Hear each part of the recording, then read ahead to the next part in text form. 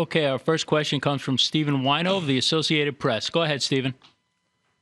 Hi, gentlemen. Gary, the Chicago Blackhawks launched an investigation today into allegations into Bradley Aldrich. I'm curious, when did the league learn of these allegations, and when did the league at some point figure out that the Blackhawks perhaps did not handle this correctly? Well, first of all, we learned relatively recently, considering that the allegations, I think, at least from what we know publicly, are 10 years old or thereabouts, and we believed that it was appropriate in the first instance for there to be an independent investigation, which has been commissioned previously by the Blackhawks and is underway.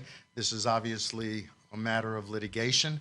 We'll await the findings from the independent investigation, which is being conducted by Jenner and Block, which has no connection to either the Blackhawks or the league, and it's being spearheaded by a former federal prosecutor.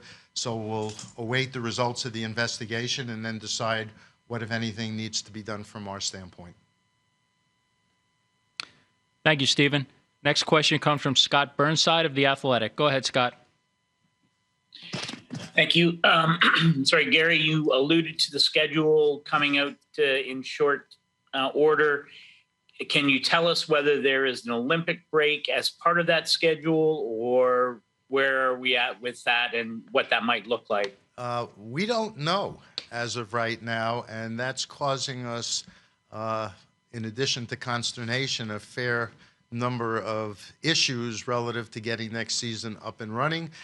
It's reaching the point that we're getting concerned about the impact on that season because of the uncertainty. And this may be a good time, anticipating future questions. Bill, why don't you give an update as to where the Olympic issue stands? So, I mean, it's still very much a work in progress. All parties are engaged. You know what the league's traditional and historical position has been on the Olympics. We remain of that view. And in fact, with the future games in Beijing and the continued uncertainty with the virus and the games being halfway around the world, not necessarily an ideal games to elect to go to. Having said that, we negotiated in good faith with the Players Association last summer.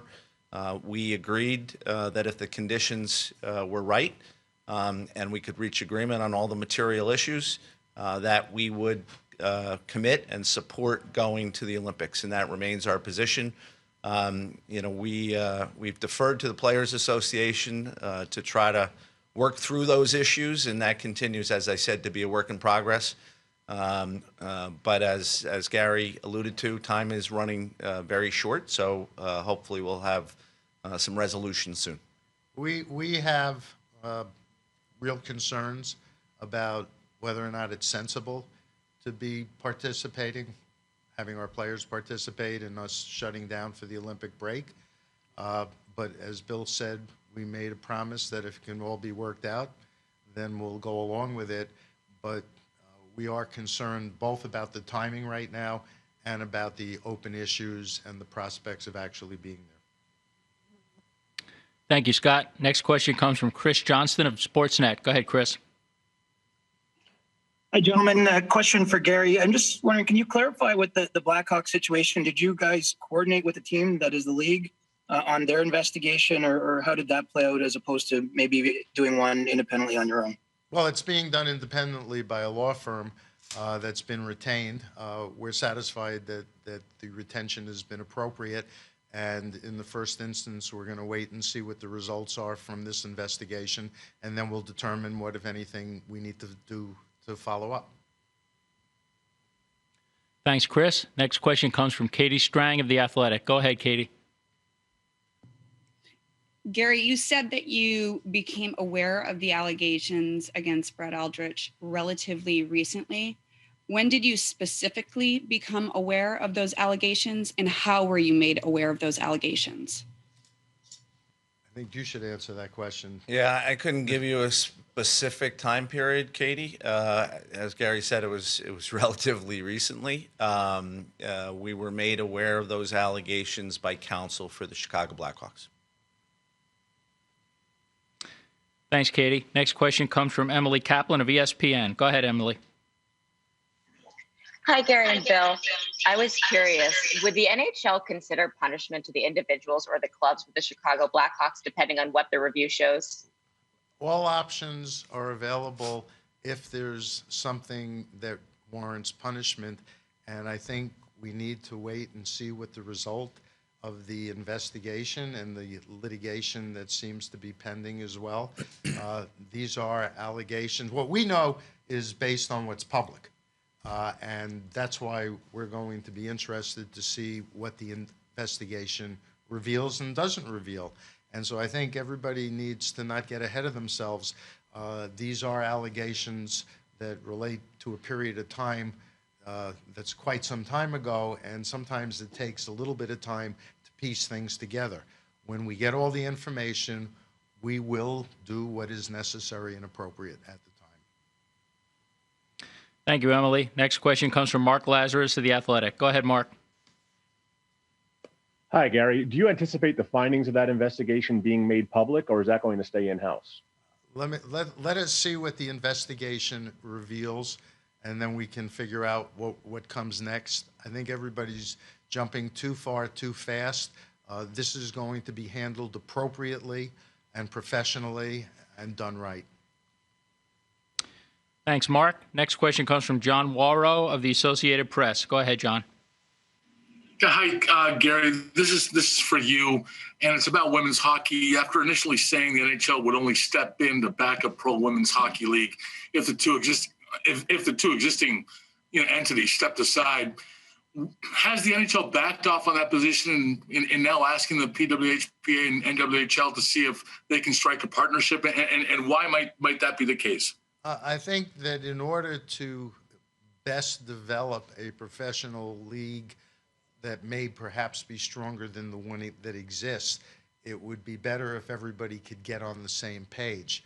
The sports marketplace, perhaps other than the big four, of which we're one, is pretty fragmented, and if you're going to make a go of a new league, you got to have all your ducks in a row.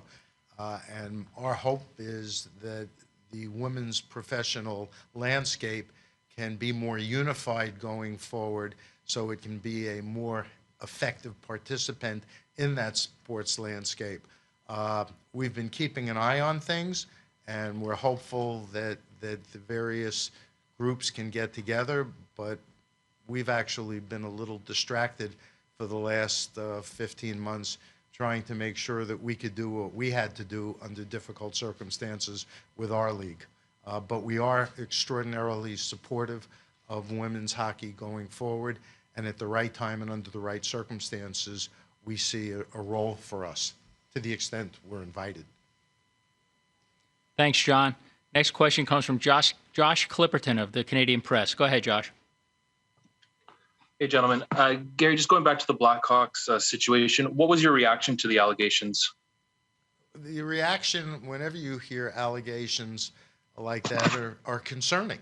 But my first reaction is, tell me the facts. And once we know what the facts are, we're in a better position to evaluate what may or may not need to be done. Thanks, Josh. Next question comes from Kevin McGran of the Toronto Star. Go ahead, Kevin.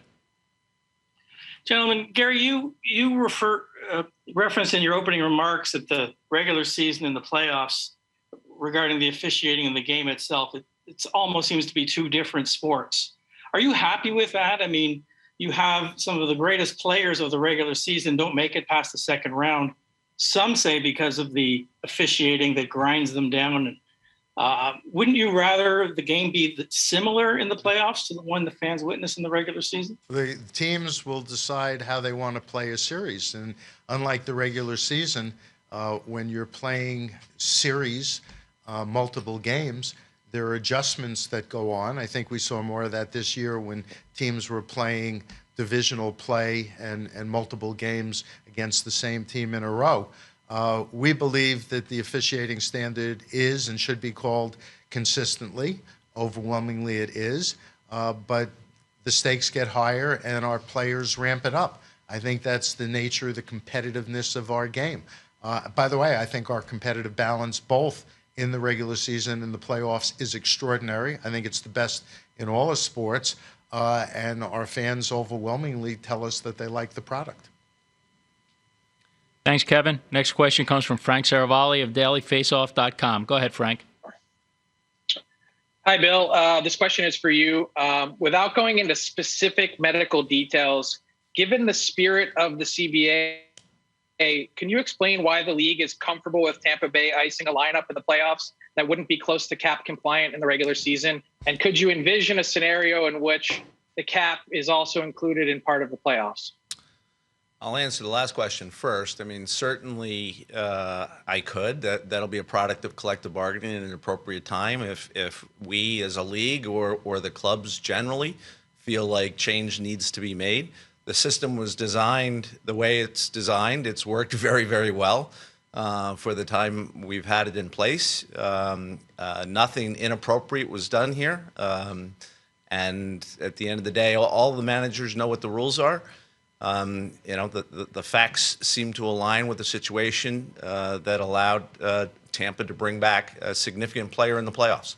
I'm not apologizing for what is a sound system and has been a sound system from the start. How long has this provision been in effect? Since 2005.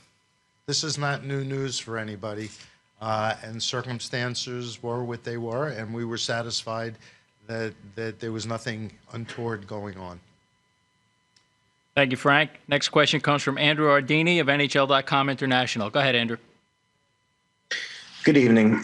Just wondering if you have an update on the timeline of the Olympics, if that needs to be settled by the time that schedule is released in a few weeks, and if there's any other updates on any other international events. Thanks. I think the timeline is kind of what we suggested in the sense that we do have a schedule that needs to be released in a couple of weeks. I think the commissioner alluded to the fact that we typically release our schedule between the end of the Stanley Cup Finals and the draft. Obviously, the draft this year is July 23rd. So I would hope that we will continue to work through the issues and know where we are well in advance of that. We were already past the time that we hoped that this would be resolved. And that's why I said before, the uncertainty that this is causing on the scheduling and everything we have to do for next season has become concerning. We'll deal with it, just as we've managed to be agile and flexible over the last 15 months. But we're getting to be on a rather short time frame now because this can't go on indefinitely. Thanks, Andrew. Next question comes from Jean-Francois Chamant of Journal de Montreal. Go ahead, JF. Good evening. A question for Mr. Bettman. I'm just curious to know, Gary, on a personal note, the first time that you've been giving the Stanley Cup, it was to the Montreal Canadiens in 1993. What kind of memory is bringing you back, even though it's not over for the Canadiens?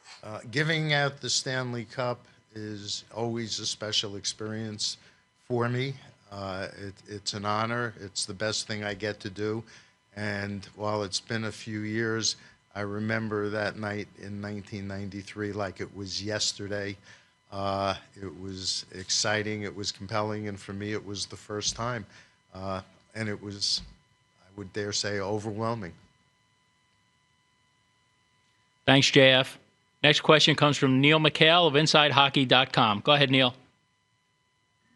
Hello, gentlemen. I have a question for each of you. Straightforward from you, Gary.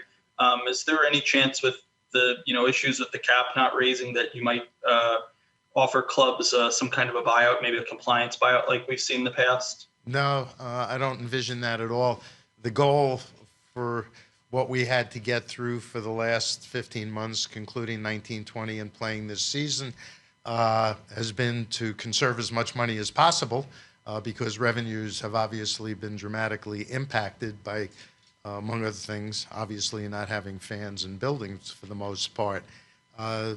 We believe that what we have in place is designed to right-size our economics and recapture the overpayments that we made. So what we have in place and agreed to with the Players Association, I don't envision changing. Thanks, Neil. There was a second question for Bill. Sorry. He didn't ask it. Sorry, Neil. You can have the next question. Next question comes from Eric Fisher of the Sports Business Journal. Go ahead, Eric. Ask Bill, please. Yes, good afternoon. Question for Gary. You referenced in your opening remarks some of the sponsor involvement during this 15-month period, and you obviously brought in a lot of new inventory with the helmet sponsors and the divisional sponsors. Are those all continuing, or what is the plan going into next season? We're planning to continue the logos on the helmets, and I know there's a lot of speculation about advertising on uniforms. That's nothing that will be in place for next season. But we think the things that we did, whether it was the slot virtual or the identification on helmets, made a little bit of an impact on what was happening to revenues for the past year. And we didn't get much pushback. I think it didn't turn out to be a distraction. All the fan feedback and research we've gotten and done said that this isn't a problem for us, so we're comfortable with the steps that we took during the season. Obviously, the tarps are not going to be maintained for next season because we expect to have fans in those seats. But the slot virtual and the helmet stickers we think make sense going forward. Thanks, Eric. Next question comes from John Mattis of The Score. Go ahead, John. Hi, Gary and Bill.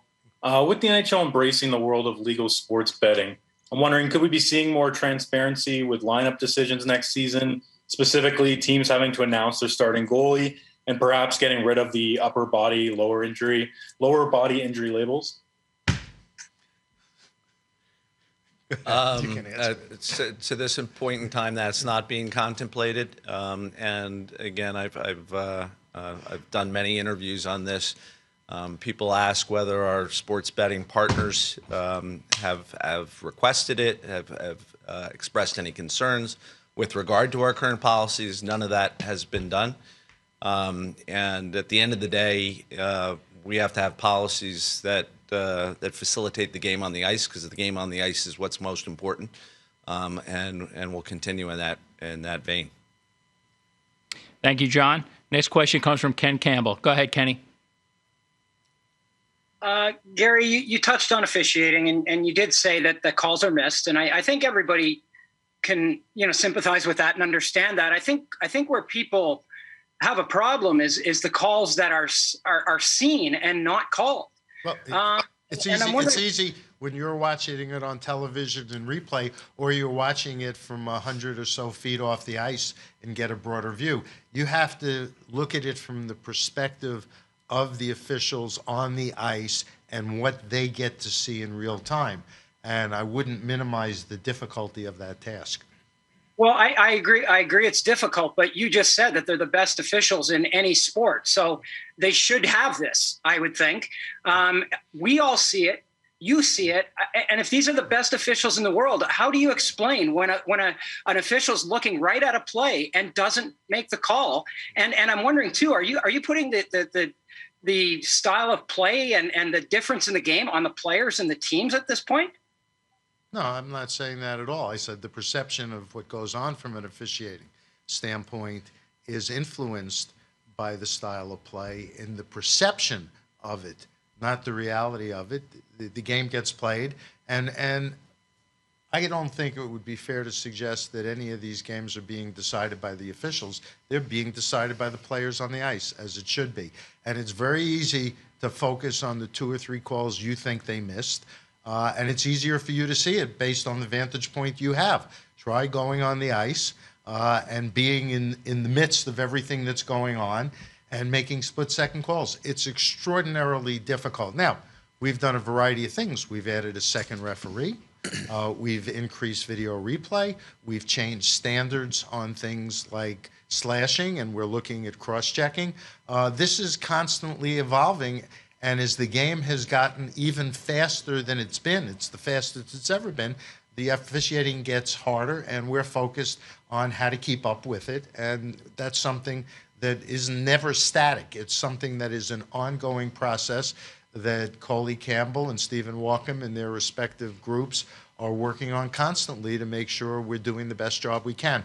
But for you to suggest that missing an occasional call when you think the official sees it. You don't know what the official's seeing because you're not in the same position that he is. Thanks, Ken. Next question comes from Pierre LeBrun of The Athletic. Go ahead, Pierre. I have two questions, if I may, probably for Bill, but if Gary wants to jump in as well.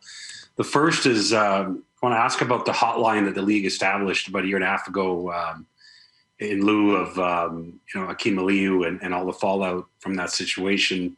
How impactful has that hotline been? I mean, I know you're not going to share what's happening on that hotline for obvious reasons, but are teams using that hotline to report concerns? And the second question, what is the holdup right now on getting an Olympic deal done?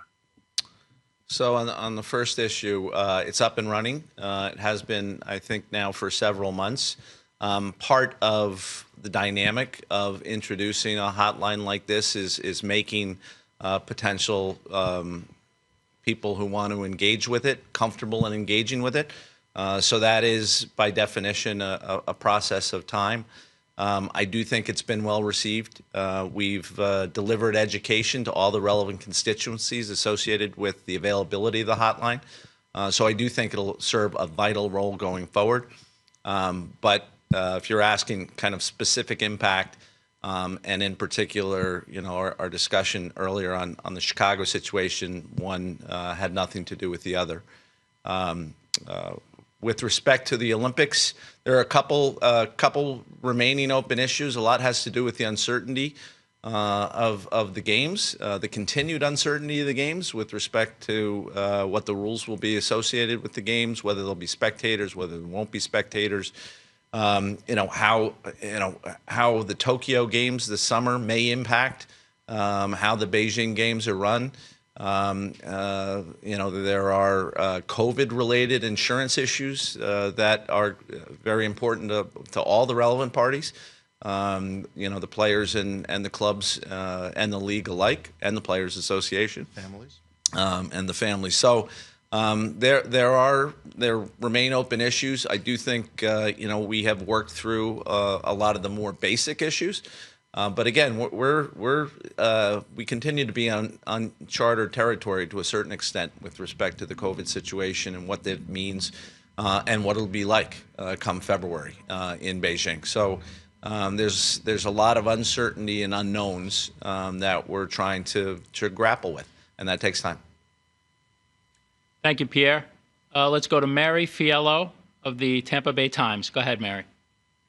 Good afternoon, gentlemen. I was hoping that you could go through some of the protocols and provisions that you all have in place for the teams when they go to Montreal for at least games 3 and 4. So as part of allowing us to conduct a series on both sides of the border, with a team from the United States traveling into Canada to play games and with the team from Canada traveling into the United States to play games and then returning to Canada. We have negotiated, for lack of a better term, a comprehensive health and safety protocol that's very similar to the protocols that we started this season with in all of our markets. But obviously in markets like Tampa and Florida and Las Vegas and Texas, there's been relaxation of those protocols over time. And so, while it's familiar on some level, it is distantly familiar to Tampa. But the primary differences in the protocols is a stricter approach to home work quarantine, so that the players typically are in their hotels or homes and in the arena and don't do a lot of socializing in between, don't do any socializing. And the mask use. And those protocols to be effective for both teams and to keep the entire community healthy and safe. Those protocols are applicable both during games in Tampa Bay, but also during games in Montreal. And so the clubs were reminded of that this weekend. We went through the protocols in a call we had with Tampa and Montreal on the same call. Everybody's accepted those stricter protocols for purposes of playing this series. in pursuit of the Stanley Cup, which is the most important for both those teams right now. And we respect the protocols as instituted and required by the government and the health authorities in Canada. We've got an extraordinary cooperation, but by the same token, we have been required to insist on strict compliance with those protocols. And while we are grateful that we've been able to get the exception we have to move people essential to the game on both sides of the border, it wasn't without us making sure we were doing the right things from a medical COVID standpoint. Thank you, Mary. We have time for a few more. Let's go to Nick Kotsanika from NHL.com. Go ahead, Nick. This question is for Carolina fans. I know the Hurricanes were scheduled to have a Stadium Series game. It was canceled due to the pandemic. Are there any plans or consideration for another one? Yes, we'll be back at some point. It's just a question of timing, stadium logistics, and the like. But we were very much looking forward to having an outdoor game in Carolina, and we will schedule another one at some point. Thanks, Nick. Next question comes from Brian Hedger. Go ahead, Brian. Hey guys, this is for either one of you. One of the more popular events on the NHL calendar was the European-based games, obviously, and Columbus was a part of that. Those got canceled. What's the update, on that going forward? Where does the league stand on that situation? Well, that in some respects is being held hostage by the Olympic decision as well. So we definitely want to continue those games. We want to continue those games at the earliest possible time. Part of our decision-making process with respect to whether we could or can conduct those games in the coming year has to do with almost entirely to do with the Olympics. So we'll see how we get through the Olympic situation, and then we'll make appropriate decisions at an appropriate time. Thanks, Brian. Next question comes from Mark Burns of the SBJ. Go ahead, Mark. Yeah, this is a quick follow-up to Eric Fisher's question on helmet ads. This is related to jersey ads. I guess the two-part question: Are jersey patches basically inevitable for the league, and how soon could you envision that coming to fruition? Thanks. I wouldn't necessarily say that it's inevitable. It's something that it makes good sense for us to be considering and looking at. But as I said, certainly not for the next season. What happens beyond then, I'm not prepared to predict, but it is something we're looking at. We'll take two more. Start with Eric Engels from Sportsnet. Go ahead, Eric. Hi, gentlemen. Thanks for doing this. I'm just wondering, how do you balance the integrity of your playoff format with the need to generate more revenue moving forward? You've got 32 teams coming into the league, or a 32nd team coming into the league. I wonder what the push is from owners around the league to potentially boost the amount of teams going in to keep playoff races alive in more markets and generate more revenue that way and playoff gate revenue. It's not a front burner issue or consideration. You can find a general manager or an owner who might suggest it's something that he's thinking about or might think is a good idea. But at the end of the day, we think our competitive balance is extraordinary. Our regular season races typically, when we're not in strict divisional play, go down to the wire. And we think what we've had for the last few years, putting aside this past season, has been terrific. We don't see a need to change it. And having a 50-50 balance with a 32nd team, half the teams making it, half not, is the right balance. So we're not looking to make a change. And if you ask that general manager or coach at a different point in time, he may have a different answer. Thanks, Eric. And our last question will come from Barry Bloom of Sportico. Go ahead, Barry. Thank you. Hi, gentlemen. I've got a question here for both of you. Harkening back to the start of the season, since the playoffs are going so late, are we talking about an October 1st start or mid-October start? How do you envision this all working into the schedule at this point? And then secondly, for you, Bill, probably do the back-to-back home games. What did you think about that in this format? And is that something that you'd like to keep in the mix at some point in the future? Gary, then I have a quick one for you. Well, okay, I'll take the first part of the question. We'll be starting in the first half of October. It won't be on the first. It'll probably be in the double digits, but in the first half. I think the second question, Barry, had to do with scheduling the same team against the same opponent in back-to-back games in consecutive dates. That is something that some of our teams have embraced, and it certainly makes sense in some of the travel situations we see. So I do believe we'll incorporate it on an increased basis going forward. Although keep in mind that you have to look at the number of times teams play each other when we go back to the old format. When teams were in strictly divisional play and playing 8 games, 4 at home, 4 on the road, it was a little easier to schedule like that. If you only see a team twice in your own building, query whether or not you want to see a particular team 2 times at your own building in October and then not see them at home for the rest of the regular season. So there's a countervailing balance to whether or not it makes sense on a widespread basis. By definition, less opportunities to do it. Right, understood. Gary, pre-COVID, the Coyotes were going from the Pacific to the Central. Is that still the case? And yes. What do you anticipate that kind of impact having on that franchise? I think it'll be fine. When we, as a league, made the decision as part of the Seattle expansion, it made perfect sense. When you account for time zones and where snowbirds come from, we think this will work out very well for Arizona. I understand that we're done taking questions. Thank you all for joining us today.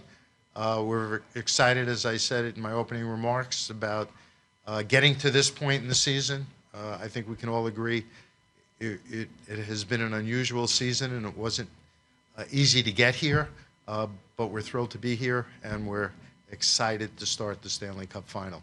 Enjoy the games, and again, thank you for being with us. Thank you.